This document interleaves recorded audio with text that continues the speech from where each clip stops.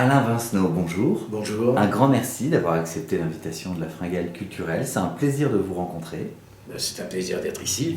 Alors, on se rencontre aujourd'hui pour la parution d'un livre, alors en plein dans l'actualité, ce livre, Les Rescapés d'Auschwitz, disponible aux éditions L'Archipel, depuis le 7 janvier dans toutes les librairies. Alors, dans quel état d'esprit vous êtes aujourd'hui par rapport à ce livre? Parce qu'il est déjà en librairie, il avait déjà fait un petit peu de route. C'est la satisfaction du travail accompli. Parce que les rescapés d'Auschwitz avancent en âge, le temps passe, et il était urgent et impératif de recueillir ces témoignages.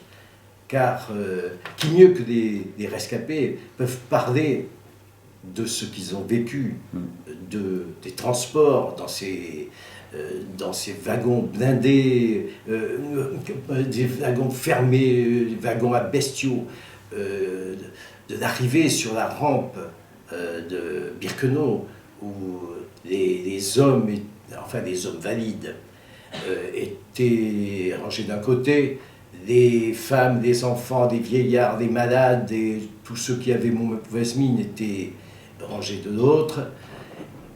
Et la deuxième catégorie allait directement à la chambre à gaz. Il faut rappeler, dans ce que vous dites par rapport au chemin, que déjà dans les trains et le voyage, c'était déjà une catastrophe. Il y avait déjà des gens qui mouraient, qui lâchaient prise. Bien sûr.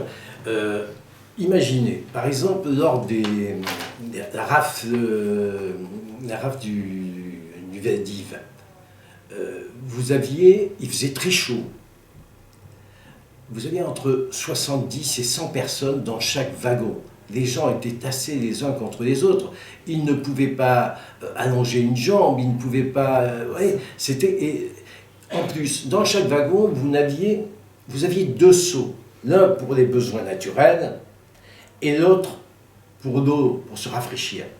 Au bout de quelques heures, le seau des besoins naturels était plein et débordé, donc imaginez l'odeur. Avec la chaleur dans ces wagons, le soleil qui frappait. Et la proximité. Et puis le seau d'eau pour se rafraîchir était vide. Les gens avaient soif, les gens avaient faim, les gens avaient très chaud. Certains devenaient fous là-dedans. Vous aviez les enfants qui pleuraient. C'était très dur, c'était insupportable. Des gens mouraient dans ces transports.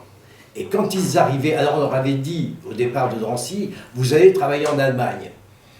Bon, certains le croyaient. Enfin, ils voulaient croire, ils espéraient, parce qu'on les avait pris chez eux, on les avait arrêtés, chez eux ou dans la rue, leur vie subitement s'était arrêtée, et ils se demandaient où ils allaient. On leur disait à Drancy, vous allez travailler, vous allez retrouver vos proches.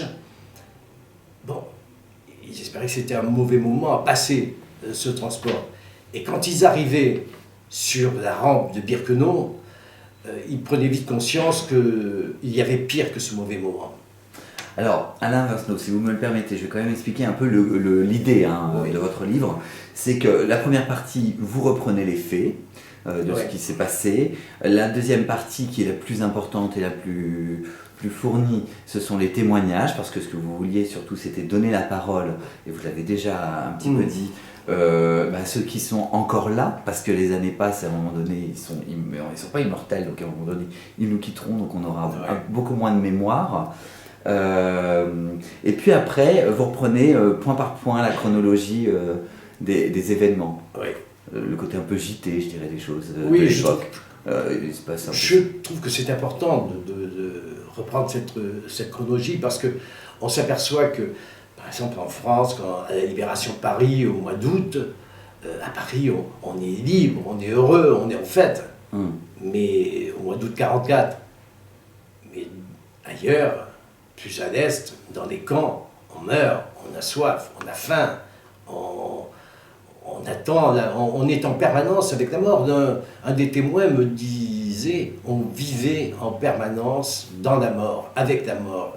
On ne savait pas le matin si le soir on serait encore vivant. On a du mal à imaginer. En fait, Primo Levi dit, des mots qu'on utilise dans la vie normale, comme la fatigue, la faim, la soif, là-bas, avaient un sens tout à fait différent. Et ça ne sera jamais assez fort. Et ça ne sera jamais assez fort. On parle de l'indicible, effectivement, les mots n'existent pas. Quand vous les avez tous rencontrés, ces témoins, oui, oui. Comment vous avez géré tout ça? Parce qu'il doit y avoir quand même une charge émotionnelle, il faut quand même garder sa raison pour pouvoir recueillir les informations. Il y a un tri aussi parce qu'on ne peut pas tout mettre. Comment vous avez travaillé? La charge émotionnelle, parfois c'est dur. Ouais. C'est dur hein, quand un déporté vous parle d'une soixantaine de petits enfants lituaniens qui un soir sont poussés par les SS. Ils viennent de débarquer sur la Judenrampe à Birkenau, ils sont poussés par les SS dans une sorte de parade ignoble. Les SS les ont habillés de vêtements blancs et puis ils les obligent à chanter des chants allemands de l'armée allemande, et les pauvres gosses avancent, tous les projecteurs ont été allumés sur leur passage, les SS sont en grand uniforme, et ils les poussent comme ça, ils leur font faire le tour du camp, jusqu'à la chambre à gaz. Mais c'est au crime, à l'assassinat, il y a l'odieux, il y a le sadisme, il y a tout ce qu'on veut, c'est pire que des animaux. Un animal, quand il tue. Là, il prenait un plaisir à torturer des gamins, des gosses. Et certains SS, par exemple, s'amusaient à jeter des plus jeunes enfants, des bébés, directement dans le feu.